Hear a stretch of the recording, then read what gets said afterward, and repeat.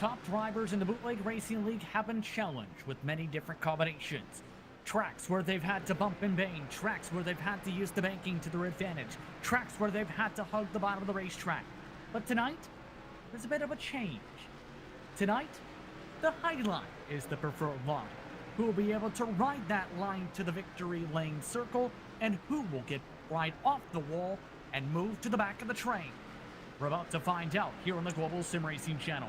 Good evening, everyone, and welcome to the virtual Thompson Speedway Motorsports Park for the 9th round of 2020 Season 3 of the Bootleg Racing League Grand National Series. I'm Justin Prince. Alongside the booth tonight, as always, is Devin Henry. Behind the scenes is our director, Sean Ambrose, and he's using cameras provided by Dougie Beer. This is a track with a lot of history. It's been open since the 1930s, and tonight, Bootleg Racing League competitors will once again race around this short track. What's the best way around it, though? Let's take a look at your GSRC lap guide to find out.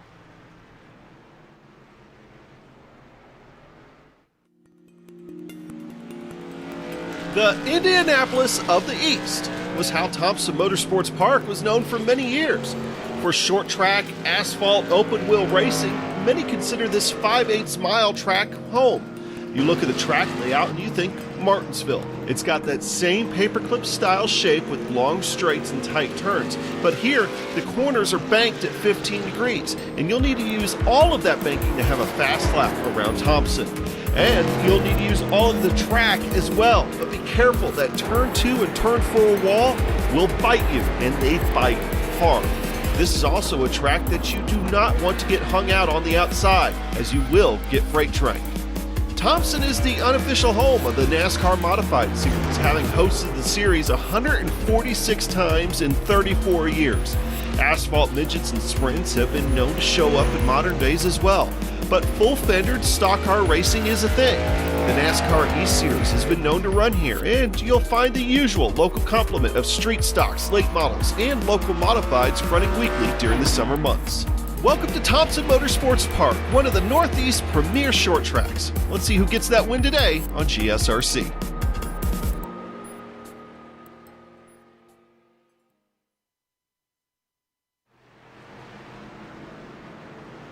Welcome back to the Global SimRacing channel. GSRC lap guide from Thompson Speedway Motorsports Park.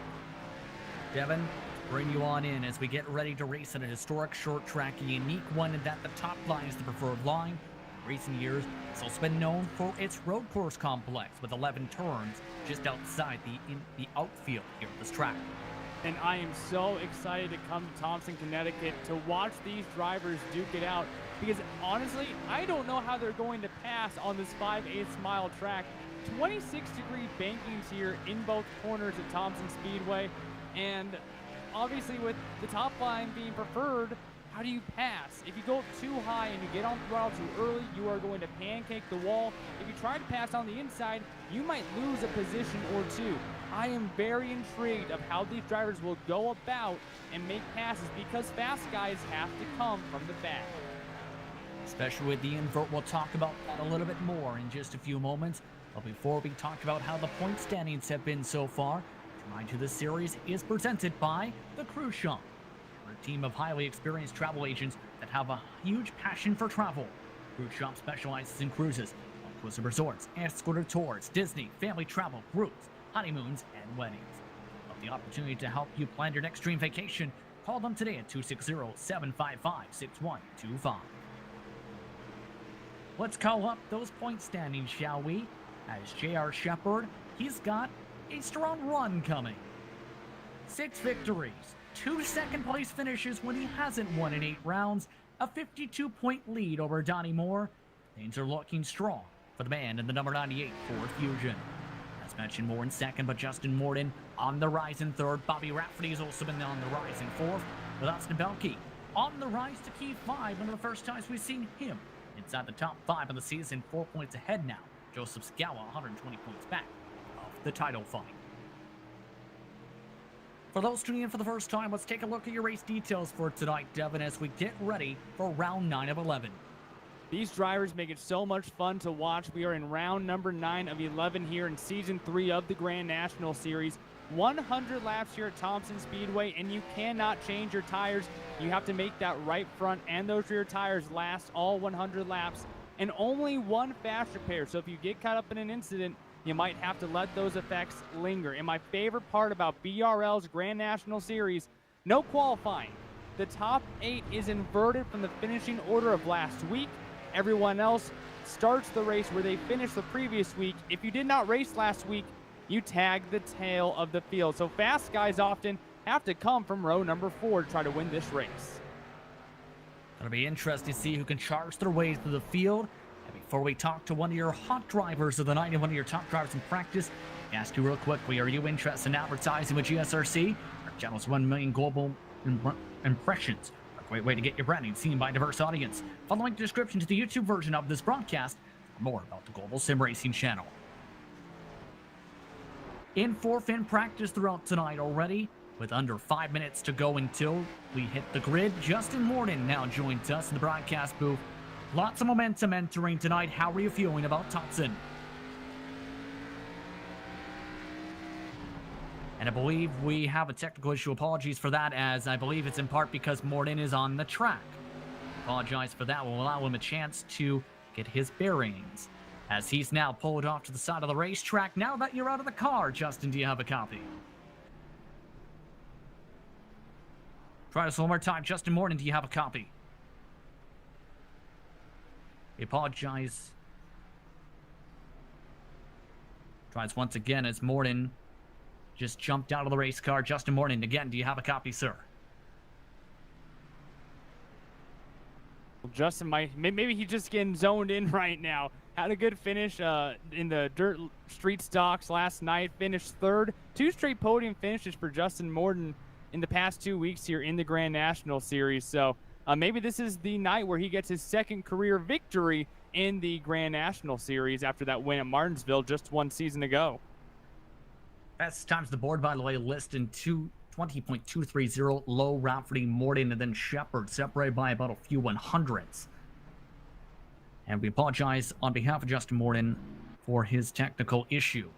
Take the time now to talk about the track conditions then. For those who have watched Bootleg Racing League action in the past, know that they start off with street stock racing in the high noon temperatures and weather. Then, towards the later evening, they head towards the modifieds, and now, with a very hot track temp for this late in the evening, 88 degrees Fahrenheit, they're all set in the Grand National machines with a ton of wind as well. Yeah, 15-mile-an-hour wind gusts, and of course, also having humidity anywhere around about 75%. That can actually change what the track temperature feels like and what the track around you feels like with the air. Obviously, aerodynamics not a big deal at a short track, but as always, these cars hit the track with really high temperatures. Right now, there's a little bit of cloud coverage, and as the night starts to wear on, the sun goes down, the track temperature takes a little bit of a dip, but those tires start to age, and it's almost like the track doesn't get any better at all. Yeah, one driver who just so happens to have a penalty tonight, Jeffrey Harden, talked about fall off as high as nearly 2 seconds. Speaking of that penalty, the 44 of Harden, over aggressive racing with being too hot to the turn and causing a wreck, has now cost him 5 points, and we'll see him end at the longest line tonight. Talked about passing being difficult. He gets the reward of having to try and pass cars from dead last. Yeah, that's going to be fun. He's going to have a very fun day, and by fun I mean maybe for us, probably not so much for him. But that was one of those cases last week. I believe, if I remember correctly, he got into James Lowe and trying to fight for a top 5 at the very tail end of that race, and that's racing sometimes, and he gets penalized for it here. But these guys, for the most part, they are all extremely talented drivers. They're all very clean drivers, very respectful drivers, but push kind of came to shove there on really old tires. It comes down to being able to maintain your car on those old tires, and Harden just wasn't able to do that at the end of the race last week. And it was a different type of race, mind you, at New Smyrna, where we've seen different tire wears, we've seen some dominating performances from the respective competitors. It wasn't an easy track. Now that we get ready for Thompson, who do you feel will be strong tonight, especially with a couple rounds to go? I really like Bobby Rafferty tonight simply because running the high side on a largely banked track, that sounds like something that you'd be doing at Knoxville or Eldora or Lernersville. And Bobby Rafferty's been on a tear in the Dirt Street Stock Series. I wouldn't be surprised if the Jim Beaver Esports driver brings some of that talent over here to Thompson and really makes his way through the field tonight, coming off his second win of the year last week at New Smyrna. Curious to see how tonight prevails once again. Reset your times you just see. Rafferty now at the top of the board at 21.74. Right on cue, in fact, Devin. Liston, Lowe, Morden, Shepard, your top 5 in practice. Time separated by 0.6 of a second. Which drivers will be able to maintain that pace in race trim? We're about to find out in just a couple moments as the drivers will now exit the track and head towards your starting grid for tonight's action. Those drivers now rolling on the track right about now, in fact. As mentioned, invert to keep an eye on. That means Ruben Altis will start on the pole. Donnie Moore starts in second. Belke and Harden in row 2. Keep in mind, the 44 is supposed to get an ELL after last week's race. Steven Speed starts in 5th. Justin Morden in 6th. Shepard and Rafferty round out your top 8 with the invert. Remember, Rafferty with the dominating performance where he had to pinch himself several times. Still likely doing so in the cockpit. Joe Sagawa in 9th, and Kurt Smith rounds out your top 10 in a large field. The boss man, Low Jewel, will start off in 11th. Todd Liston will begin the race in 12th. Bruce Pearson will be inside of row number 7. James Lowe outside of him in 14th. Jason Mendo will start 15th. Brian Dean in 16th. Robbie Robinson will round out your 17-car field, and John Hine will be keeping a close eye on the in the scorer's tower throughout the race. His close eye just gave an EOL to the car you're on board with. You want to see where he drops in the pylon and many more things? Keep an eye on live timing and scoring at GSRC.TV to keep an eye of your favorite teams and drivers for tonight's race at Thompson Speedway Motorsports Park. As talked about at the top of the broadcast, 3/8 of a mile is the distance around here, high degrees of banking, as well as mentioned 11-turn road course, a recent addition and renovation around this racetrack. Actually a unique type of road course here too that uses a bit of the oval circuit for its club events on the road course side of things. Not on the service yet, but is a unique road course that these competitors will be racing on parts of, just so happens to be. And that's another part that really makes this racetrack unique, having kind of a multi-configuration track, if you will. And sometimes you can use a little bit down low and up high of what the road course kind of exists here. And so you can kind of use those parts of the pavement that's connected to the oval. And it makes for some really unique racing, along with, of course, being in the outside lane. And for the first time ever, being on the outside on a restart means that you're probably going to gain a position or two. So watch out for drivers like Bobby Rafferty and Justin Morton to use that outside to propel themselves up to the front here very early on in this race. Your quick keys to victory tonight. Watch out on that throttle. High banking will absolutely kill you, and sometimes you're going to have to pass on the inside. Don't get greedy, because you can just absolutely ruin your night and someone else's as well. One car's already ducking off to the pit lane. Austin Belke with a problem as the green flag is out. We're underway. Ruben Altus off and away, but a rough beginning of the event for the 24. He's already in the pit lane with trouble off the jump. And a crash, and they're crashing. Liston is spinning. Big crash to the back. The boss man involved. Jewel. Several others stacking up. And Austin Belke, he's back on the racetrack just to watch Liston regather his bearings after a lap 1, turn 2 crash. These guys go in 3 wide, or out of the corner 3 wide, and that just doesn't end well. Kurt Smith is lucky that he didn't end up getting a lot of damage as well. It looks like even Jason Menda got quite a bit of damage as well on that left front. And in terms for Austin Belke, I believe that he just had connection issues and he couldn't see where the grid was, so he smartly pulled off the track, and connection issues take him from starting 3rd to the very back of the pack. And woo! How about Robbie Robinson coming in a little bit hot? Has those ARCA brakes on that machine. Yeah, not being able to see is not a good thing. That means he starts now 17th. So we'll rack him and stack him as a result. But, by the way, Morton gained several positions up to 3rd on that jump. Rafferty up to 6th. Shepard up to 5th. If you are strong at this track, you can gain a lot of spots on the jump. For those watching the most recent broadcast of GSRC, we've seen drivers gain up to 10 positions. In the McCarty Setup Shop Summer Super Series, similar things happening already in this one, in the BRL Grand National Series. And the best part for Bobby Rafferty is he gets to stay in that outside lane. Justin Morden moving up 3 spots. He moves to the second row on the inside. So now Steven Spees, a fellow dirt racer like Bobby Rafferty in the Dirt Street Stock Series, with an opportunity to try to rip the concrete lip here and try to gain a couple positions on this upcoming restart.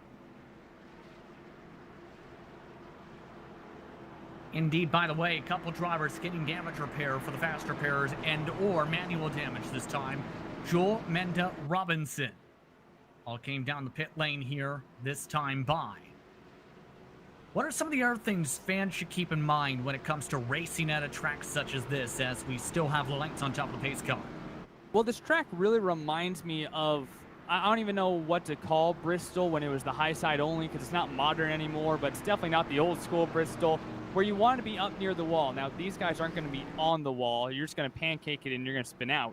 But being on the high side of the track, if you need to try to make that pass to the inside lane, because it is so difficult to get that positioning on the guy in front of you's right rear quarter panel, if you need to pass to the inside, there's a really strict balance there of not overshooting that and taking out the guy on top of you, but also not losing a ton of momentum and losing the spot to the guy behind you. It's this really crucial balance that you have to have passing on the inside, and that really only comes with experience. And with this series, this is the first time that they have ever ran this track in the Grand National machines. So a chance to make history, to say the very least, tonight. I would say. Yeah, absolutely.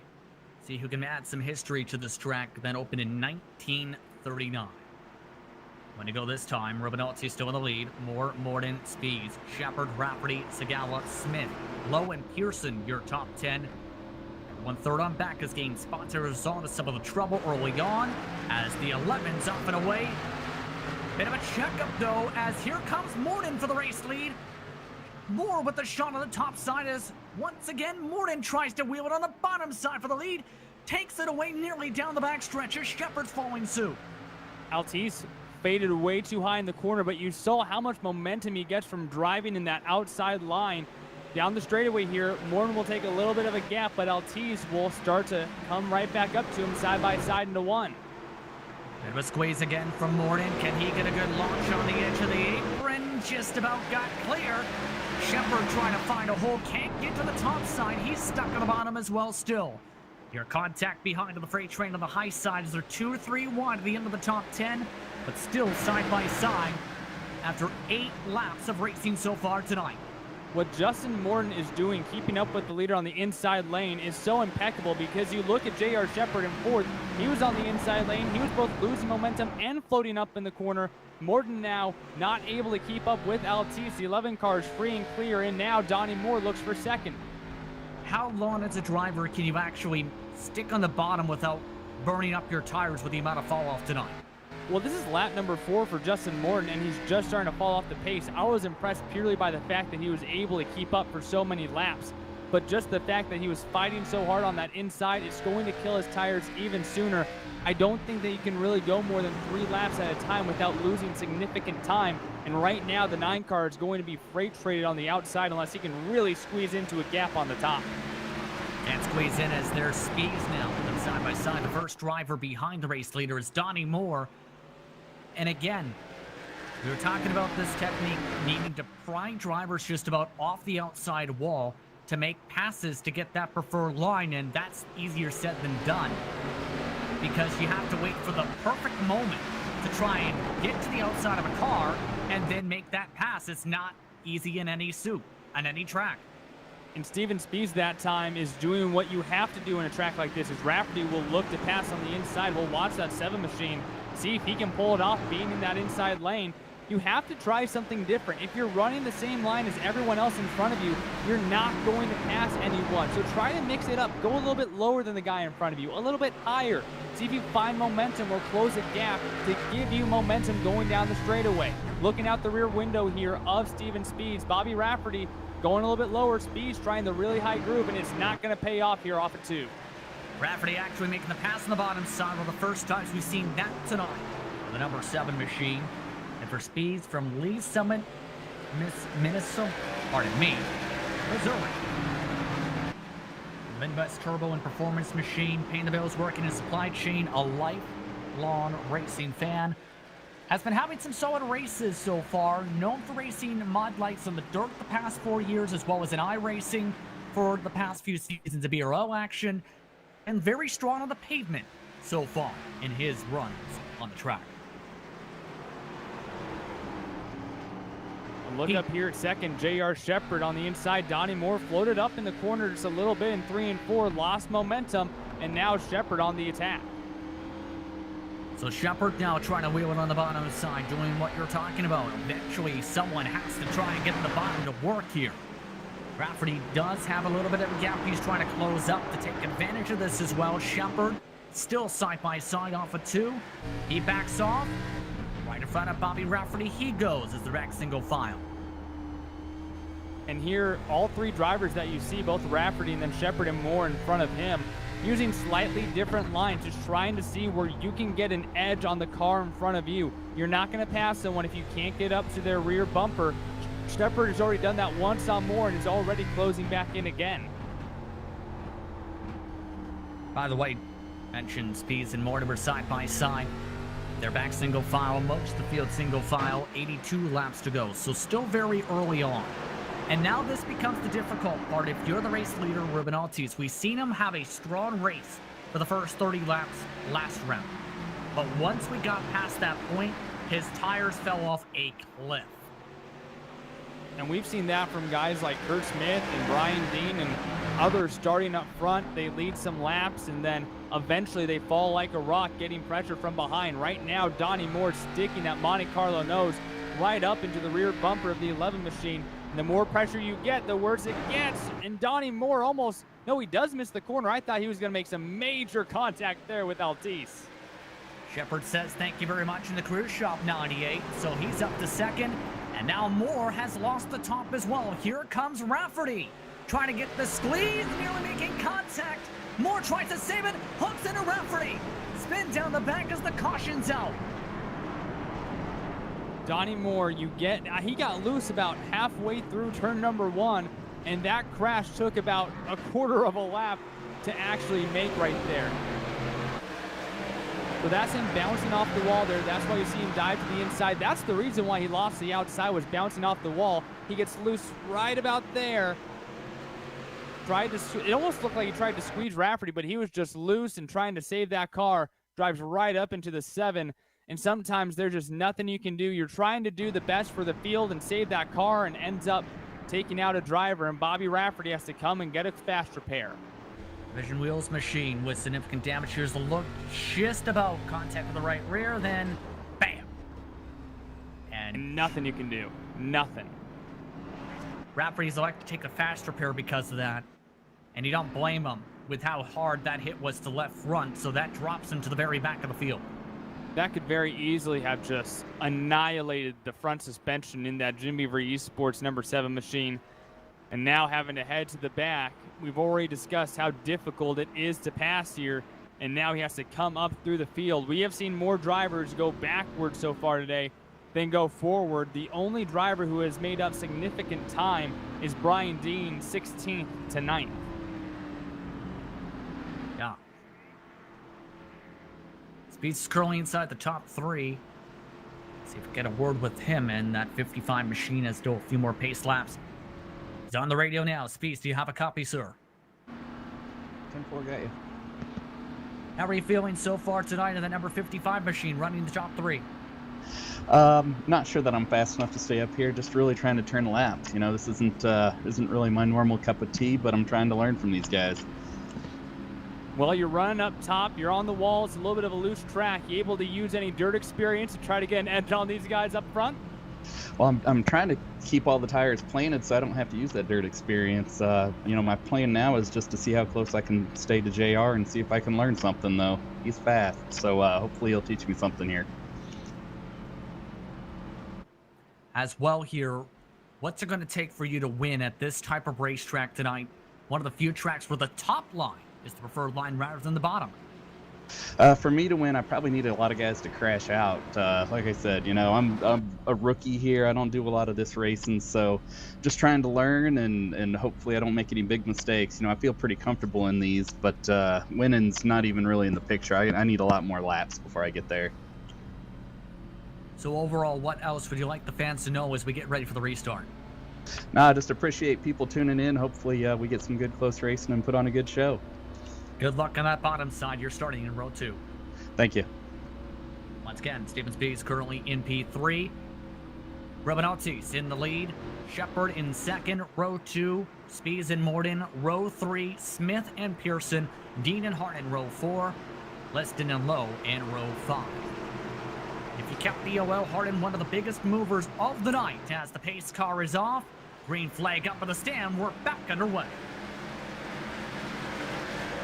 I thought Altice was going to get a much better jump than that, but J.R. Shepard has the opportunity to attack and take the lead. All that momentum off of turn number 2. New leader, it's the 98 of J.R. Shepard.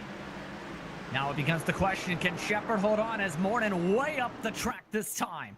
Diamonds it off the corner, backs it off the gas as Altice drops a spot. Spees now is the next car up to try and keep up with the top 2 and learn. Side by side, trying to get an edge for third. Got off the gas, though, off the corner a little bit loose, and Altice will have an opportunity to get back in line on the high side of the track. Still, though, loses 2 positions in valuable time to your race leaders as Shepard and Morden are running away from the field.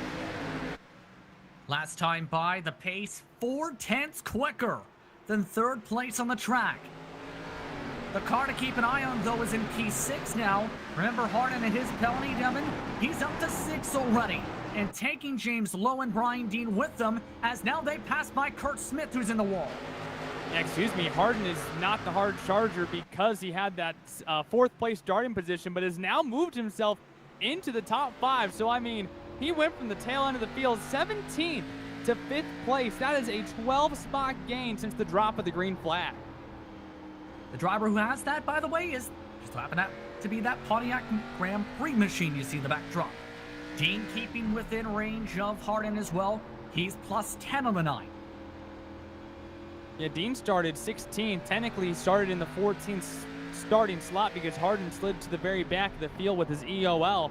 But these 2 drivers, I don't know if they followed each other all the way through all the traffic, but wow. 5th and 6th place for 2 guys who started at the very tail end of the field. An impressive run. Up towards third, Spees trying to make a move. The Vigorous Racing Machine can't get a run, though, on the bottom side.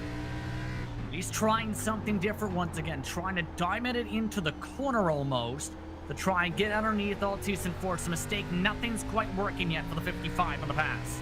And why not? You have so much room behind you. Right now, Hardin is about a second behind Steven Spees.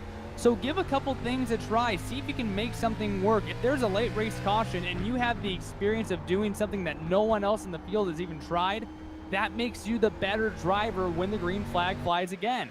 Right there, a great run off of turn number 4. He's going to have the inside here, but what can you do once you have that position? So far, no one has figured out what. Only seen really Bobby Rafferty make a move on that bottom side without someone making a stick so far. Speaking of battles, P5 has become a train. James Lowe is hooked onto it. We talked about some of the struggles with James Lowe this season. He had a strong run last week, having a strong run again this week in the 99 machine. And if you're low, you got that kind of taken away from you last week. Now you want to hop back in here and try to get yourself back up into the top 5, and right behind them, this is where you don't want to be. The Hornet's Nest as Bobby Rafferty tries to pick his way back up through the field. And among this field is some of your Fast Repair Club drivers. The car sliding on the bottom side is your first with the Fast Repair. Able to hold on to his Jason Menda trying to pass Todd Liston. Here comes Rafferty, though, trying to use that bottom side to take away P9. Nearly drifts up into the door of the 45, but look at the exit. That's what he's been able to get working on the bottom side that no one else has been able to stick tonight. Jason Menda, the 25-year firefighter veteran out of Florida. Used to work street stocks and ARCA cars at Daytona here with the Bootleg Racing League, but not able to keep Bobby Rafferty behind him. And now the 7 machine going to work on Todd Liston as well for the 8th position. Made it look easy, in fact, as well. Again, he's the only driver we've seen get a better run than anybody else on the bottom side. Everybody else has needed the top to make the passes so far.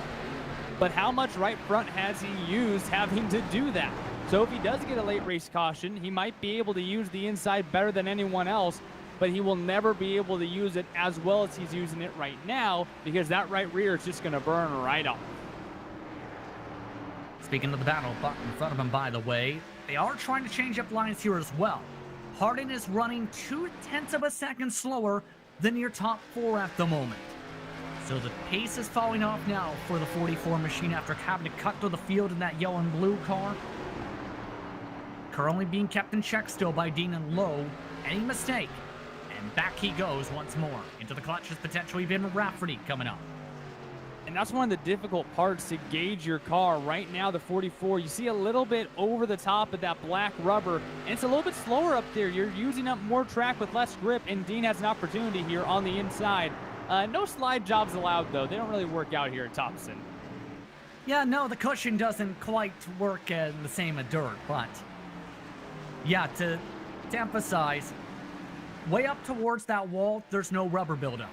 Towards the middle and bottom lines, there also has been a lot of rubber buildup. So that can allow for a decent amount of grip for drivers such as James Lowe, let's say. The wheel is way on the middle line. Dean, that's why he's able in part to defend on the bottom lines, even though it's not been the quicker line so far tonight, as he's lost a spot. And Rafferty is really starting to pull up to these guys, only a few car lengths behind Brian Dean now. Rafferty with a chance to get up into the top 5 if he can find his way around all 3 of these cars, making a train in front of him. Yeah, last time by, the quickest driver on the track. He's quicker than the race leaders. In the 21.5s, the leaders are in the 21.6s and 7s. Well, he's going to get himself into the top 5 by the time the race is over, caution or not, but I don't know how much further he's going to be able to go because those tires are going to be worn to the wheel well, I'm pretty sure, once he gets done here tonight. And now a battle for that 5th spot. James Lowe on the inside of Hardin here. We'll see if he can make it stick. Great run off the corner exit. Trying to run just a lane up from the bottom. Squeeze again from Hardin. Bit of a bobble again for the 99, and Dean again tries to take advantage. Hard charge again for the bottom for Lowe. Tries to drift up towards Hardin as Hardin gets nearly cleared. Bit of a squeeze again as Dean's now side by side. And Rafferty is driving in so much harder into these corners. He is right up on the rear bumper of Brian Dean now. Got to be a little patient, though, because, well, guys too wide in front of you. Hard to pass here at Thompson. We've seen the results of 3 wide. By the way, yes. Kurt Smith out of the race. Donnie Moore in the pit lane after his earlier troubles in 26, most recent minute. Dean, though, still keeping it side by side. And there goes Lowe, gives up the ghost. The 99 keeps the spot for P6, but here comes Rafferty watching as Dean tries the bottom. I would not have done that if I was Dean. You just gave away your spot to Bobby Rafferty. There's no way you're going to see that 7th spot again now that Rafferty is in front of you. There was no chance he was going to be able to protect and fight back on the inside line. Hardin now floats up the track, and Lowe will try to get to the inside. Second time we've seen that 44 do that. Once off turn 2, now off turn 4. This time Lowe just about clear, but Hardin keeps the quarter panel. Both the cars slide. Lowe is now clear, back inside the top 5 as Rafferty tries the bottom. Rafferty on the inside, Hardin on the outside as we watch off the rear bumper of James Lowe. And just like that, Bobby Rafferty has a nose out in front, making that inside lane work. It's not really the true inside, though. Almost towards the middle as Hardin floats up in the corner. He will lose another spot, and that car is starting to get a little bit ill-handling. Yeah, I think he actually scraped a little bit of the wall, nearly flipped a little bit of that matte-style paint scheme off Hardin's machine. But Rafferty, he's a-coming. Mention him eventually potentially getting the side that top 5. His next position up gets him to that range. The downside, 6 seconds is the gap between him and P1. And looking at P1, we're coming to the halfway mark right now. Justin Morton hung in with J.R. Shepard for a lot of laps, but now already a 1.2 second advantage for that Cruise Shop number 98 machine.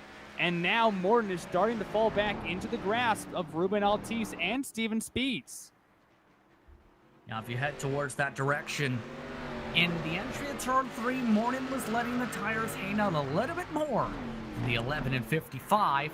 So Morton's tires, they're starting to go off a cliff. Towards the point, the right rear nearly falling off as he saves it. That was really sideways. And we've seen that happen to drivers trying to keep up with J.R. Shepherd. They tear up that right front. And that car, those four wheels were not straight the entirety of turns 3 and 4, and now is under attack from Ruben Altice. Morton looking like he's not comfortable. That's a 9 out of 10, Luke's. Able to hold on to the top, though, as Altice can't make it work. Here comes Speeds now for the spot, for third, rather. I think he's about 11 out of 10 loose right now, just barely hanging on to that car. It is wicked loose right now. This is where the dirt experience comes in, right? Exactly, and Steven Speeds is a little worried because he knows you're only supposed to look like that on dirt. Altice not able to pass in the bottom. Speeds now up to fourth. Up to third, rather, is now the dirt drivers fight for second. Moves Speeds up to second as Morton nearly drifts up to the wall again. He needs to make an adjustment. Check out, you can barely see his hands in the windshield when we get a look out in front of the nose. Take a look here. I think he's got white gloves on too. That car is just wicked loose right now. I don't know how he hasn't looped it yet. Finally gets it stable for now, but on corner exit, not so much. Altice, though, is starting to get a little bit, but here's the onboard. Look at the wheel here in the corner. Oh, my man. Goodness, he's nearly looped Oh it. my goodness, Here it comes looks like Altice, it's in the wall. It looks like he is even driving a dirt street stop for crying out loud and finally gets that car into the wall. Caution. Man, hats off to Justin Morton for holding on to that car for so many laps. That was incredible that he was able to not loop that and just make minimal contact with the wall. Let's take a look at this and believe he may have been the trigger because he was going very slow on the track. Boy, you're not supposed to be that sideways and not just annihilate that front end with the wall. It seems like the caution was for Justin Morton that time because he was way out of shape. Yeah, well, we don't see any other issues there. I believe there was a second incident, just looking back on personal end of things, where Jason Menda got some help from Joseph Gallo. Right at that same time as he got in pride for the wall, the 45 was hit from the back end by the 81. That sent Mendes sideways at the same time, and he was able to save it. Remember, on some tracks, especially short tracks, go more than 45 degrees angle to the proper racing angle at the track. That triggers a caution, and that was the case in the back of the field. We'll see if we can take a look right about here. Again, this would be on the entry to turn 1 for the 45 and the 81. Looks like we're a little bit far up in the field. Menda there in the orange 45. Segala in the black and green number 81 here. Who Menda himself is pretty wicked loose right now. Tries to get back up in that top lane, and he just needed to let that go. Segala did not feel like lifting. Menda probably just should have stayed to the inside there. Instead, he was a little bit slower going into the corner because of how wicked sideways he was, and he just ends up maybe not making the best block he could have done. Bobby Rafferty's probably cheering a little bit. He's up to 5th and now doesn't have a 6-second deficit. But we get to see how Speeds does, since he'll get this learn now from Shepherd as he'll be in 2nd again. And he said about keeping it within range of the 98. He's got a shot right here. And he's been trying different things. He's been trying to work that inside groove. We'll see if he learned anything. I'm not as worried about Speeds taking the lead. I'm worried about Speeds losing 5 spots on this restart, getting stuck on the inside. So we will see if he has learned something to help him fight off that outside lane and get him up back into the groove very quickly after this green flag flies. I have to say this caution is probably something Morton was thankful for, because that caution doesn't come out. He likely is going to loop it if he doesn't tap that wall down the back straightaway. That's how nasty that looked there on the onboard. Well, I thought that too, but then the first thing that came to my mind on a restart is, okay, the tires are cold. So you're telling me my right front's probably at about 40% right now. The rear tires, I don't know what they're doing, and now the tires are cold too. I'm gonna be a little bit scared if I'm Harden following that 9 car into turn number 1 here on the restart. Buckle up, P9 on back. Shepherd, Speed starting row 1. Altice and Lowe start in front of that, as well as Rafferty getting to start alongside him. Justin Morton's in 6th. Dean, Harden, Liston, Menda, your top 10. Pace car is off. Off through the front stretch they go. Shepard with a great launch. Spees gives them space as we're back on our way. And I didn't even realize that Spees does get that outside lane. I don't believe that there's lane selection here in the Grand National Series, so he's able to use that inside lane. Morton is in the wall again, though. And Morton's disastrous second half of this race continues. Under 40 to go. He's now been dropped all the way to the back end of the top 8. The leader's still single file in these Arkham and R Series cars. See how this all shapes out now. Rafferty, by the way, did tuck in line to P5. The back half of the field still side by side. And quick note, this could be a season-changing race. Donnie Moore, Justin Morton, and Austin Belkey all with immense issues. That is 2nd, 3rd, and 5th in the points. A day that Joe Segala, Bruce Pearson, and Lowell Jewell might be able to capitalize on and get into the top 5 in points. Keeping an eye on this front group, too. You can see Lowe having one of his best runs as we talked about all season. He's got a shot at a podium finish. Rafferty still providing pressure. He's the fastest car on the racetrack. Speeds, he's having his best run this season, still in 2nd. And Altice, his car has not fallen off like it did last week. So you have 5 different strong competitors with 5 different storylines. For those wondering, playlist 4. Shepard's won majority of the races. That's your storyline for the leader. Yeah, simple storyline for J.R. Shepard. 6 wins this season, and his only 2 losses. He finishes 2nd to Bobby Rafferty.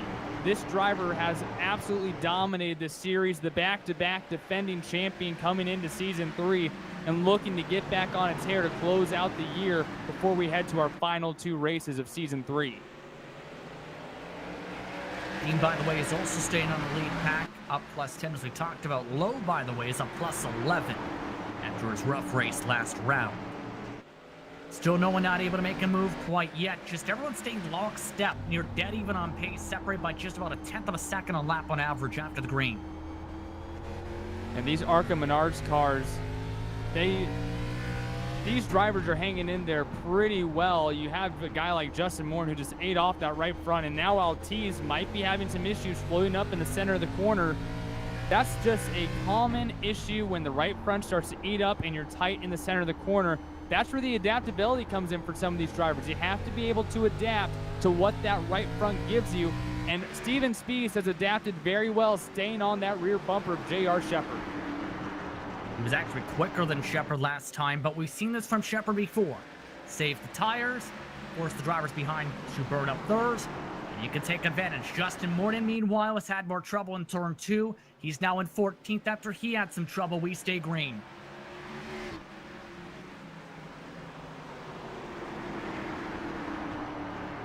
Still, though, back to the point, though, we were just talking about, Devin.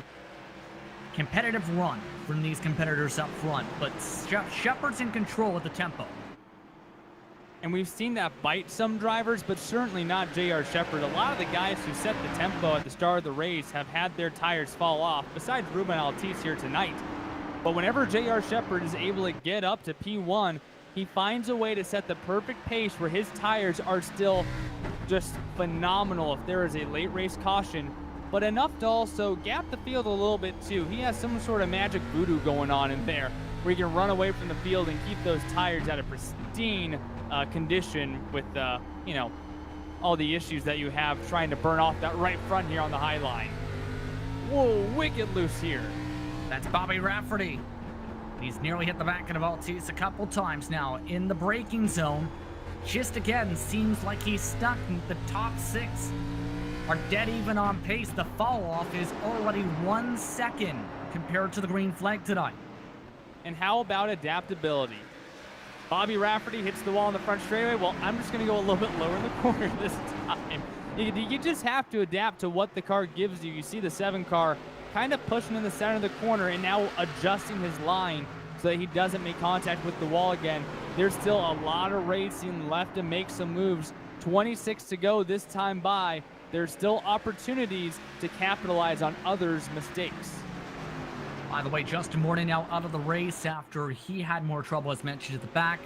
He had nearly looped it in front of the field, about 9th on back, saved it at the top of the track, pulled the car to the side of pit lane. Up towards the front, now a 3-car pack. Altice once again has fallen off here, Devin, similar to what we've seen in turn. Shepard, Spees, and Lowe, they're still in the 7s. The cars behind are now in the 8s.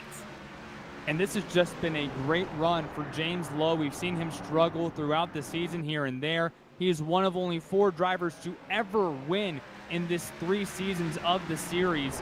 And now tonight, being able to get back up towards the front. But how about Steven Spees, the 45-year-old, staying right on the rear bumper of J.R. Shepard, and he might have a chance at this as this race continues on. Especially if he can capitalize on any mistakes or fall off. Remember, Shepard, he fell off a ton in Florida, just around Daytona Beach. So now, Spees, if he doesn't fall off, he might become another first-time winner in the history of this series. And as you mentioned, at the first time at this track in the Grand National Series. And Spees is a newcomer midway through this season. The points leader, though, in the Dirt Street Stock Series that we have here on GSRC on Friday nights, had a good finish last night and now looking to capitalize on that, trying to find himself on the podium. Was he just being modest in our interview? Because right now he's looking like a pro out there trying to keep up with J.R. Shepard. I think he might start pitching himself like Bobby Rafferty was after his 2 victories. If this goes the way that it's starting to trend towards. By the way, Altice has fallen off a cliff, so has Rafferty, so has Dean, and Lowe is now starting to fall off a little bit. Still hooking onto the back of the train to that 99 you see in the backdrop with the Dodge, but still has not had the same exit speed as the top 2 in front of him. And not surprised when it comes to Bobby Rafferty and Brian Dean in a very admirable run that these guys have had, with Rafferty coming from the back after getting early race contact, and Brian Dean started 16th and is just outside the top 5. So 2 really good runs for them, and with Altice pushing up through the corner, they might even pick up 1 more spot as Rafferty hooks on up to the rear end of that number 11 machine. That's in the grouping right behind. Here's the glance. On board Rafferty. Take a listen to how he's been driving this track. He nearly scraped the wall a couple laps ago. That's why he lost 4 car lengths. Now is trying to use the throttle to get corner exit speed. Take a listen on this corner.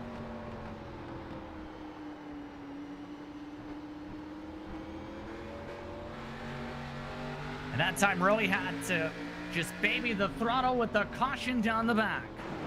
Austin Belke in the 24 brings us under yellow, and things are about to get fun. Significant damage for the 11th place car at the time. Take a look. Belke having a good season overall, and whoa, the wall just grenades the 24 car. That's a little bit of netcode. I would love to see an onboard if we get a chance as well here. Let's watch from the blimp and just watch this car explode. iRacing isn't perfect, guys. Oh, he caught the... Wow. The gate opens right there, and so he drug on the wall and caught the opening there. Oh, this is going to be a nasty onboard shot here. And listen to the throttle here on exit. Wow. Just an incredible impact there, and the entire right side of that Pepsi Jeff Gordon throwback is junk. Yeah. Remember, he's had some problems. Started up towards the front, pulled off to the green flag due to technical issues, had ran mid-pack most of the race, and now, kaboom, goes the luck for Austin Belke tonight after some strong runs the past 3 rounds or so. And that's going to change the season for him. Austin Belke running 14th right now. He's 5th in points.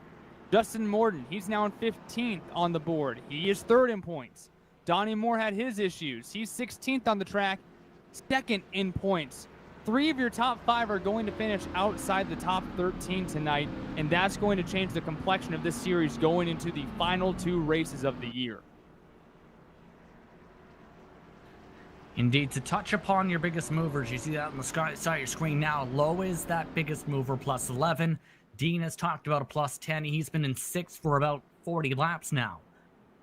Position gains as well for Shepard, as he had the invert to battle with. Spees plus 3 with the invert, plus 3 for Lowell Jewell, who remember was involved in the first caution flag Todd Liston and Bruce Pearson, along with Menda, have gained positions from their starting spots, along with Robbie Robinson.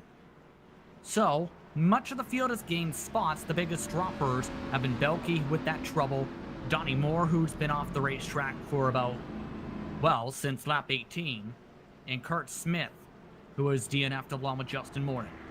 The other biggest dropper rather, has been Hardin, who's still running in 7th. And this can be a great day for Lowell Jewell, currently 8th in points. An opportunity to catch up to both Bruce Pearson, Austin Belke, Justin Morton, and Donnie Moore right now. And even a guy like Joe Segala, who's running in 9th, a chance to pass Belke and move into our top 5 graphic when we come back next Saturday night as well. So a few different drivers have opportunities tonight to advance themselves just a little bit in the points, even though J.R. Shepherd has this championship all but locked up at this point. So get ready towards the restart here. Quickly talk about the bull ring in Las Vegas, the second to last race on the calendar. Your thoughts on that track as we go towards the desert for the second last race? I love coming to the desert, and that bull ring is exactly that, a bull ring. And there can be some very dangerous spots with that high banking, and just it's really tight sometimes. So that's almost like a wild card race, and I love having that as the penultimate race for this series. Third to last race, about to go back on our green. 12 to go this time. Shepherd in control of the field. Back on her way. Speeds nearly spun the tires. Altice is in the wall. Dean now dodges him. Bobby Rafferty already up to 4th spot as a result. As Speeds can't get to the outside of the 98, he shuffled up the track. Here comes Rafferty for second already. I think Speeds and Lowe tried to outgun J.R. Shepherd and ended up shooting up the track, and now J.R. Shepherd has run away from the field. Bobby Rafferty, if he can keep those 4 tires under him, he has a chance to take away second from Steven Speeds here. And Speeds still trying to hate it on the outside. Remember, though, Rafferty's been so strong on the bottom. The tires, though, much more older. Can't get it to go and makes contact. Speeds with the major slide. Caution is out as he saves it in front of the field. Several others' cars crash behind. It's the big one at Thompson. A phenomenal save there by Steven Speeds. Rafferty got just a little bit giddy and tried to get up into that top line, and there just was not enough room with the braking points going into that corner. So you watch the 2 cars come off turn number 2 here. Speeds in the 55, Rafferty in the white 7. Rafferty tries to come back up to get into the top groove, and that just meshed too hard with Speeds' braking point. They get into each other. Phenomenal save by Speeds, but Dean, Hardin, Jewell, all with great runs tonight. They all are going to have to go to the back of the pack, and they got some big damage too. And to hurt Dean, he hit the commitment cone, so that's a penalty. Also hit Hardin to add to that. Again, chain reaction incident. Brings us back in our yellow, and this just got fun with Rafferty up to second as a result of scoring loops. And this is interesting. Lowe will start back on the inside. Man, just heartbreaking for Jeffrey Hardin, Lowell Jewell, and Brian Dean, who were all 3 having phenomenal runs.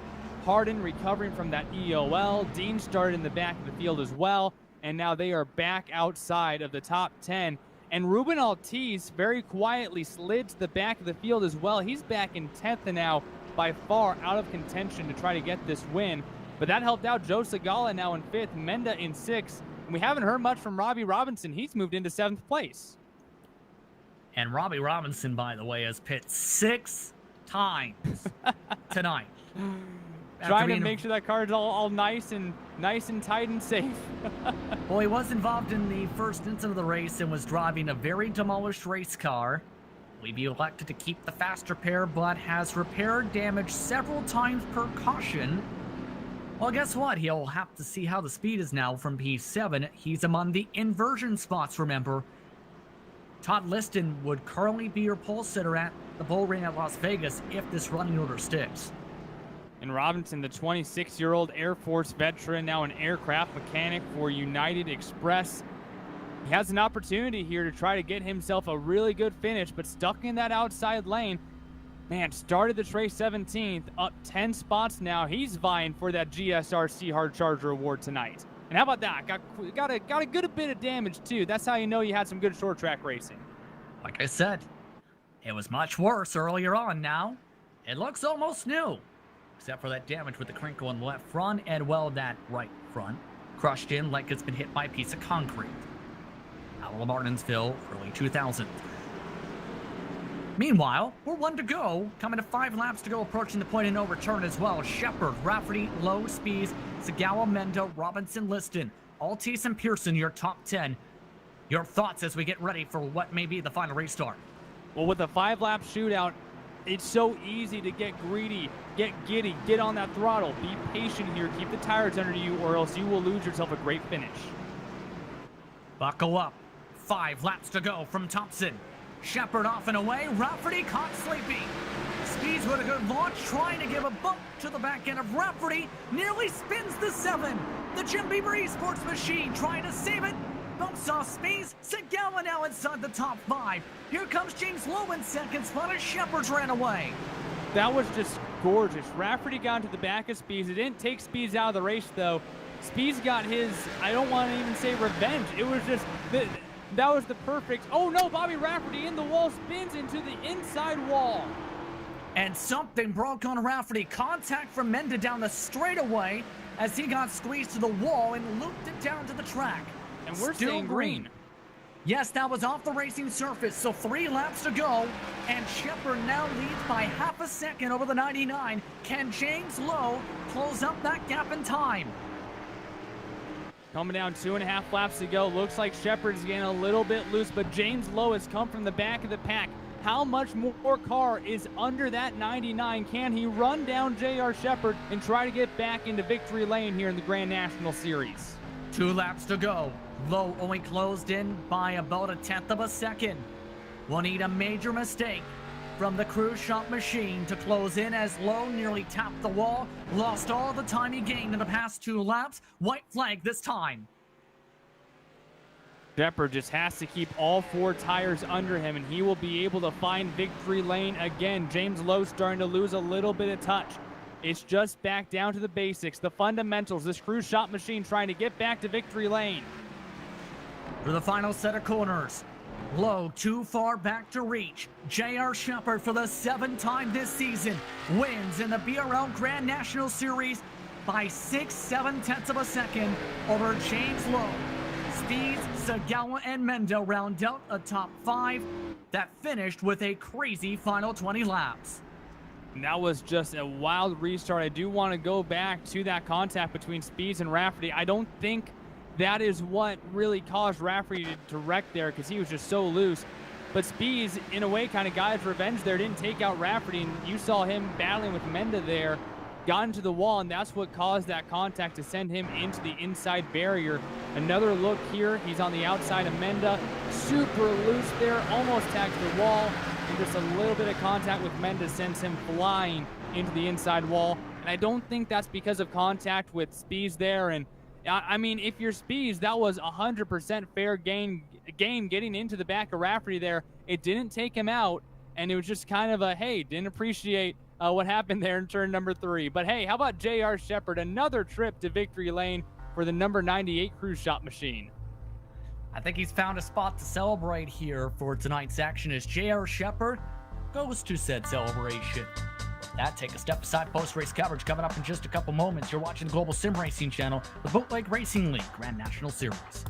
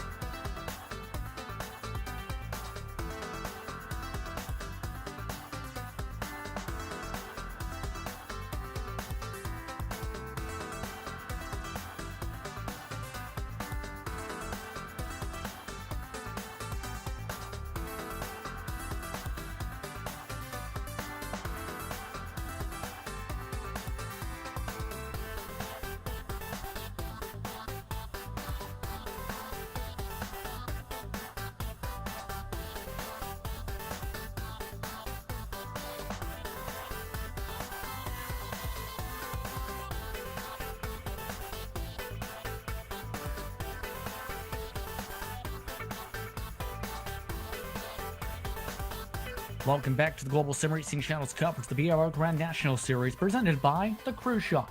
Call them today at 260-755-6125. The Cruise Shop machine put on a clinic today, and his number was called tonight with a victory of more than 0.7 of a second over James Lowe. Officially regulated to 6.654 on the official pylon, had grown up to 0.7 by the time Lowe reached towards said stripe. Spies finished in third. Speak with those drivers in just a few moments. Segal in fourth, Menda in fifth. Altistine Robinson will start on the pole if he competes in the next round with the P8. Congratulations to him. We'll see how he does with the pressure with Liston and Jewel rounding out the top 10. And now it's time for our Hard Luck Awards. Bruce Pearson coming home in 11th. Harden has to settle for 12th after his trek from the back of the field. Bobby Rafferty finishes in 13th after his late race contact. Belke, a tough day, finishing 14th. Morden had himself a monster of a car. He settles for 15th. Kurt Smith in 16th. Donnie Moore started second but ends up in 17th to round out your field. And most of those drivers finishing outside the top 10 were top 7 in your point series. Going to be a major shakeup, to say the very least, with some of the points after tonight. But this evening seen one of the best performances all season from the 99 of James Lowe. James, your best finish of the season. How are you feeling? Well, I'll tell you, I'm just happy to finish one of these finally. Had to use some wreck avoidance skills there a few times tonight, and managed to make my way through it. And then I'd been saving tires the whole race, so I was pretty good there, and just didn't have enough laps there to really put a charge on to JR there. But overall, good race. Yeah, your first P2 since 5 flags in race 2. And what was going through your mind as the bad luck piled up, the incidents piled up, and the back and forth runs piled up, just so to speak, where it seemed like it was a struggle to get back inside the top 5, let alone the P2? Well, I mean, those things are going to happen. Every week I've had a car capable of coming up through there, just, this or that happened and didn't get the finish that we wanted. But, it hasn't been for not having fast cars. We've had a fast car every week. It's just, we got caught up in some stuff. But tonight was a good way to turn it around, and we'll see where it goes for the rest of the season. Yes, one of your best runs all season within a second of the checkered flag in your winner, James Shepard. But next race goes to the Bull Ring at Las Vegas. Your thoughts on going there? I love the Bull Ring. It's treated me well over the years here. So we'll see if we can get a good run going and get to the front. Anyone you want to thank in that 99 machine? Yeah, I'd like to thank my team, Balls Out Racing, for always supporting. Cruise Shop for sponsoring us. Lowell for putting all this on. It's a great series. If anybody wants to join, they should come do it. And you guys for broadcasting. Congratulations on the second tonight. Appreciate it. Once again, James Lowe, P2. P3 went to Spies. Looked like he learned a lot, Devin. He's with you.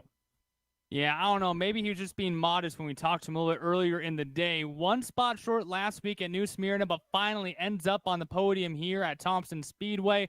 But first, Steven, we got to talk about it. Take me through that contact with Bobby Rafferty. First, he gets into you a little bit, and then you get into him a little bit there on that last restart. Yeah, I think when he got into me, it was hard racing. I'm not going to say I wasn't mad, because in the heat of the moment I was, but I watched the replay while I was waiting for you guys, and he was trying to tuck in and kind of save his spot, and I was getting on the brakes, so that was kind of a racing deal. And then, like I said, whenever we're talking to you guys mid-race there, I'm kind of a rookie at these things, and I think I had a little more tire than Bobby did there at the end, so my braking point was a little bit later going into one. And he got on the brakes a little earlier than I did, and I just rookie guy just ran into him. I turned him, wasn't intentional, but I think we're good hopefully, and we'll come back and race close and have a bunch of trust in each other. I think we're all good. Well, it was fun to watch. It did look like it was just racing there, and neither of you guys took each other out, so it was good to see that. No harm, no foul in the way there, but a top 3 finish, and you spent a lot of time behind J.R. Shepard, who is the king here in this series. What did you learn as this race moved on to get yourself in position to land here on the podium? Yeah, I don't have hardly any, if any, laps on this track before tonight. I ran some in the street stocks and the SKs before this race just to kind of get an idea on the line. But being able to follow JR was really helpful, actually. Learning the line and kind of catching his braking points versus what I was doing. I think it made a real big difference on kind of learning how to manage my tires, because that's not something I normally have to do. And bringing it home on the podium for your first time in the Grand National Series, who do you have to thank for this performance here at Thompson?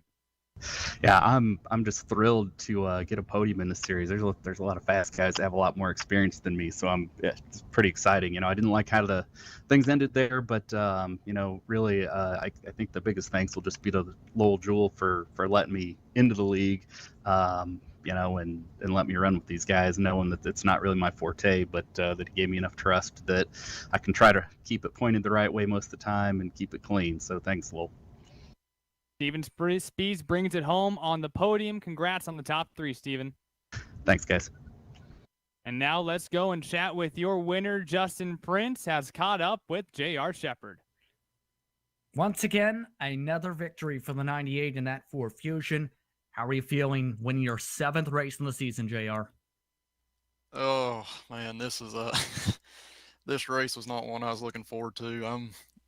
I like Thompson as a track. I don't like racing on it because it's so tough to try to pass, and the inside line does not usually work for these Grand National cars a whole lot. So yeah, I'm really surprised about this one because Ruben, he ran a great race tonight, had the lead for a long time, and I was able to pass him on that restart because the outside was really the preferred line to get traction and get going. So I felt bad for that, and when all the cautions started happening at the end of the race, I figured the same thing was going to happen to me. So it's really tough out there for sure.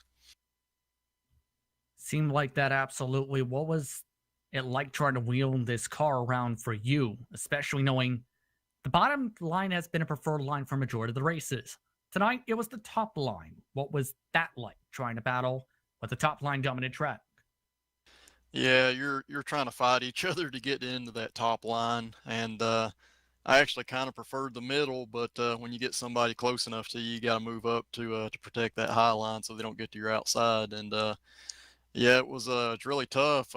Once I got out front, I was just running to a lap time. I could see the guys behind me catching me, and I'd try to run a decent corner to get a little bit of a gap, but it was just trying to run to a lap time to save those rear tires because they were going off quick, especially there at the end. And I know for sure there was one restart that I spun the tires all the way down the front stretch. So just really surprised that it was able to hang on. Absolutely. Here, just doing a bit of calculations. And for those who are keeping track at home, for a race, you can earn up to 40 points per event via the scoring system used by the series. After tonight, the points differential was 84. More needed to close in a few points to have a shot to keep within the mathematical range. Guess what, JR? Mathematically, because of this victory tonight, you've clinched the title. How does that feel? Oh, that's really it's really cool to be able to do that. These guys out here are extremely tough. You got Bobby, James, Steven, and Justin that are always up front, and then you throw in the other guys that are like Ruben and Jason and Brian, and there's all these guys that are in here. You get them up front, you get them track position, they can hang on to it. It's really tough. I know that this season's kind of looked easy, but it's not been. So look forward to continuing to race with these guys, and the biggest thing, just hoping we put on a good show for everybody that's watching. Real quickly, still 2 more races to go, even with the mathematical clinch. Bullring at Las Vegas, seen you dominate there in a modified before. How do you feel about it in a Grand National car? I really like Bullring in anything. It's a very line specific track, and it's very technical. So it's one of those tracks that I really look forward to each and every time we go there. Anyone you want to thank for your victory tonight? Yeah, just thanks to the Bootleg Racing League for allowing us to be able to do this every week, and of course to the Cruise Shop for being a great title sponsor for us and sticking with us for as long as they have. We really appreciate that, and because of that, we get to have great broadcast by GSRC. So thank you guys also for everything that you do. Congratulations on the strong season once again, and congratulations on victory number 7. Yep. Thank you, guys. I really appreciate it. J.R. Shepard with the victory tonight. What a campaign for him so far. There's still 2 more races to go. Devin, your thoughts after tonight? Yeah, I'm excited for the bull ring. I think that we might see some of what we saw here at Thompson. Obviously not on the outside lane, but trying to fight too wide and one lane really taking over the other at times. And that tire wear, goodness gracious, on a bank track like this, it was just chaos for some of those drivers. And how about another shout out here to James Lowe? Started 14th, ends up in 2nd place, his 2nd top 2 of the year. And of course, that makes him tonight's GSRC Hard Charger, moving up 12 spots on the grid. Another great race for some of those drivers. J.R. Shepard and James Lowe, the 2 winningest drivers in Grand National Series history. And there's still 2 more races to go, even with the mathematical clinch, essentially. Bull Ring at Las Vegas. We talked about it a bit before. The true Bull Ring. Your thoughts about that second last race? Well, I only see 2 different winners this season, J.R. Shepard and Bobby Rafferty.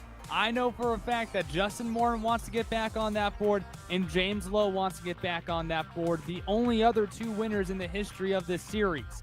So I think that we're going to see those 2 really gunning at it after they've had a couple of good finishes this season to try to get back on that winner's board before we close out season 3. Absolutely pumped to see how the closing stages of the campaign goes and who can try and add their names to history once more. And this is prestigious league. I'd like to thank you once again for tuning in from the virtual Thompson Speedway Motorsports Park. I'd also like to thank the Bootleg Racing League for organizing this exciting series and sponsor the Cruise Show. Are you looking to take advantage of GSRC's more than 1 million global monthly impressions from official series sponsorships to commercial placements? Find advertising options customizable to suit your company's needs. Follow the link in the description to the YouTube version of this broadcast tonight for more about the Global Sim Racing channel. Let's take this time to thank the companies that provide the software and hardware for broadcasts listed up on your screen and bring you all the exciting action throughout a day-to-day process. I'd also like to say additional thanks to Jude Law, who provides the wonderful music. See the screen for how to get a more hold of our great work. Thanks to the team today and Devin and Sean. If you'd like to find out more about GSRC, including its upcoming races, you can find it at globalsimracingchannel.com. If you'd like to help support the channel, you can find out more by finding merchandise for sale first at gsrc.stormvy.com, or you can check our social media as well on Twitter at GSR Channel, Facebook at Global Sim Racing Channel, and Instagram at GSRC_Graham. Don't forget to head over to our YouTube page and hit that big red subscribe button so you don't miss a moment. Global Sim Racing Channel. As talked about, the next race on the campaign goes to Las Vegas, the Bull Ring at Las Vegas Motor Speedway to be precise. Coverage starts approximately 8:50 p.m. Eastern Time, 9 p.m. for race coverage. That's at 1 a.m. GMT this next Saturday, August the 29th. Global Sim Racing Channel. We'll also have plenty of upcoming other races for other series listed up on your screen. Be sure to check those out, including the BRL's Dirt Racing's action on Friday prior at Volusia. Be sure to mark all those down on your calendar. But until next time, race clean, race hard, and we'll see you on the track.